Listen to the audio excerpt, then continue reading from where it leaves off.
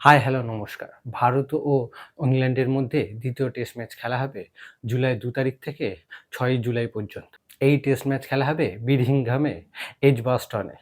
এই test match আপনারা ভারতীয় সময় অনুযায়ী বিকেল ৩:৩০ থেকে সনি স্পোর্টস নেটওয়ার্ক ও জিও সিনেমাতে দেখতে পাবেন। ভারত ও ইংল্যান্ডের দ্বিতীয় টেস্ট ম্যাচে আবহাওয়া ও পিচ রিপোর্টের সংক্ষিপ্ত বিবরণ হলো, এই টেস্ট ম্যাচে আবহাওয়া রিপোর্ট অনুযায়ী আকাশ মেঘলা থাকবে ও বৃষ্টি হওয়ার সম্ভাবনা রয়েছে এই ম্যাচে। এজবাস্টনের পিচ রিপোর্ট অনুসারে এখানে ফাস্ট বোলাররা সাহায্য পেয়ে থাকে, তবে ২-৩ দিন ব্যাটাররা ব্যাটিংয়ে সাফল্য পেতে পারে।